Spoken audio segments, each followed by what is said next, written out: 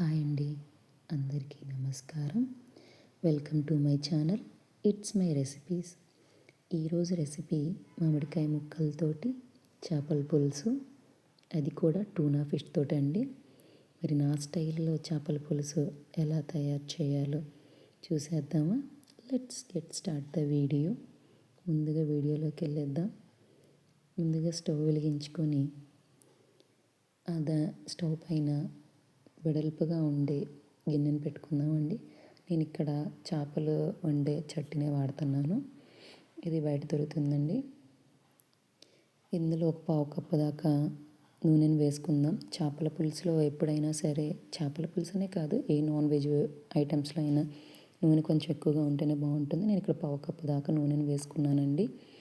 ఈ నూనెలో ఒక బిర్యానీ ఆకు, చిన్న దాల్చిన చెక్క, 4 లవంగాలు, అలాగే ఒక 6-7 మిరియాలు వేసుకున్నానండి. నా దగ్గర దాల్చిన చెక్క చిన్నదే ఉందండి. మీ దగ్గర ఉంటే కొంచెం పెద్ద దాల్చిన చెక్క ముక్కను వేసుకోండి, ఒక ఇంచు దాకా. అవి బాగా వేగిన తర్వాత అందులో ఒక 10 పచ్చిమిరకాయలు సన్నగా చీలికలు వేసుకున్నానండి. మిరపకాయలు చాలా బాగుంటాయి పులుపు పట్టిన తర్వాత, కాబట్టి 10 మిర్చి దాకా వేసుకోండి. అలాగే ఇక్కడ నేను 3 మీడియం సైజు ఉల్లిపాయలు తీసుకున్నానండి. సన్నగా పొడవుగా కట్ చేసుకున్నాను. చక్కగా ఉల్లిపాయలని, పచ్చిమిరపకాయలని బాగా కలర్ చేంజ్ అయ్యేంత వరకు మూత పెట్టుకొని మగ్గించుకోవాలండి. చూడండి, ఇక్కడ బాగా పింక్ కలర్లోకి మారిపోయాయి. ఆనియన్స్ అన్నీ బాగా వేగాయండి. ఉల్లిపాయలు బాగా మగ్గితేనే బాగుంటుందండి, లేదంటే కరకరలాడుతూ ఉంటాయి. ఇక్కడ నేను 2 టేబుల్ స్పూన్ దాకా అల్లం వెల్లుల్లి పేస్ట్ తీసుకున్నానండి. ఇది ఫ్రెష్గా నూరుకొని వేసుకుంటే బాగుంటుంది. చేపల పులుసులోకి ఎప్పుడైనా చికెన్, మటన్ అలాంటి వాటిల్లోకి ముందే గ్రైండ్ చేసుకున్నదైనా ఓకే, కానీ చేపల పులుసులోకి ఫ్రెష్ది అయితేనే బాగుంటుందండి. అల్లం వెల్లుల్లి పేస్ట్ కూడా బాగా వేగిపోయిందండి. నేను ఇక్కడ ఒక టీ స్పూన్ దాకా పసుపును వేసుకుంటున్నాను. అలాగే నేను ఇక్కడ 3 టీ స్పూన్ల దాకా ఉప్పును వేసుకుంటున్నానండి. ఎందుకంటే చేపల పులుసు కాబట్టి కొంచెం ఉప్పు ఎక్కువ పడుతుంది. అలాగే నేను ఇక్కడ 3 టీ స్పూన్ల దాకా కారాన్ని వేసుకుంటున్నానండి. నేను ఉప్పు, కారం 2 ఈక్వల్ క్వాంటిటీలో తీసుకున్నాను. పులుసు కాబట్టి కొంచెం ఘాటుగా ఉంటేనే బాగుంటుంది. చూసారుగా, ఉప్పు, కారం, పసుపుని చక్కగా ఫ్రై చేసుకుందామండి. అవన్నీ మసాలాలన్నీ బాగా వేగిన తర్వాత నేను ఇక్కడ ఒక పెద్ద నిమ్మకాయ అంత చింతపండు గుజ్జుని తీసి పెట్టుకున్నానండి. ఎందుకంటే నేను మామిడికాయ ముక్కలు వేసుకుంటాను కాబట్టి ఒక నిమ్మకాయ సైజు వరకే తీసుకున్నాను. అలాగే అందులో ఒక 150 ml దాకా వాటర్ పోసుకున్నానండి. చక్కగా మూత పెట్టుకొని ఉడికించుకోవాలి. చూసారు కదా, ఆయిల్ అంతా తేలి పులుసు అంతా ఉడికిపోయిందండి. ఇందులో ముందుగా శుభ్రంగా కడిగి పెట్టుకున్న టూనా ఫిష్ చేప ఉంది కదండి, దాన్ని చక్కగా ముక్కలు అలాగా వీడియోలో చూపిస్తున్నట్టు విడివిడిగా ముక్కలు అంటుకోకుండా నీట్గా సెట్ చేసుకోవాలండి.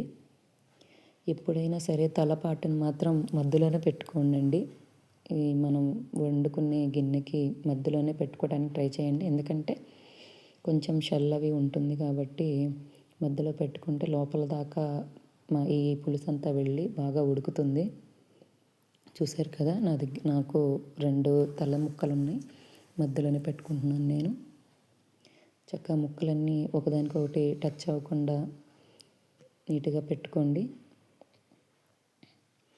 ఇలా పెట్టుకున్న చేప ముక్కల్ని ఎప్పుడు గెంటి పెట్టి తిప్పవద్దండి. చూపిస్తున్నాను కదా, వీడియోలో చూపిస్తున్నట్టు అలా పట్టుకొని తిప్పితే, చూసారు కదా, పులుసు అంతా ఇందాక చూసినప్పుడు కిందకు ఉంది, ఇప్పుడు అలా తిప్పంగానే పైకి వచ్చేసింది.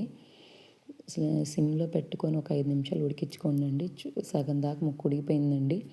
అలా ఉడికిన తర్వాత నేను ఇక్కడ మామిడికాయ ముక్కలు వేసుకుంటున్నానండి. నా దగ్గర ఒక బెండకాయ ఉంది, ఏమనుకోవద్దు. మీకు దగ్గర ఉంటే కనుక ఒక 6-7 బెండకాయలు వేసుకోండి, బాగుంటుంది.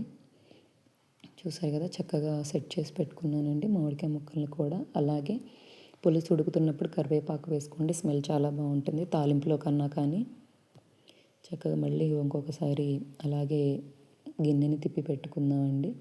మసాలా అంతా పులుసు అంతా ముక్కల మీదకి పడుతుంది. మళ్ళీ మూత పెట్టుకొని మీడియం సిమ్లోనే ఒక 5 మినిట్స్ ఉడకబెట్టుకుందామండి. చూడండి చక్కగా మామిడికాయ ముక్క కూడా ఉడికిపోయిందండి. ఇందులో ఇప్పుడు నేను ఒక 2 టేబుల్ స్పూన్ల దాకా ఎండు కొబ్బరి పొడి వేసుకుంటున్నానండి. చాలా బాగుంటుంది. అలాగే ఒక ఫుల్ టేబుల్ స్పూన్ దాకా గరం మసాలా పౌడరు. కొబ్బరి పొడి మంచి గ్రేవీ ఇస్తుందండి.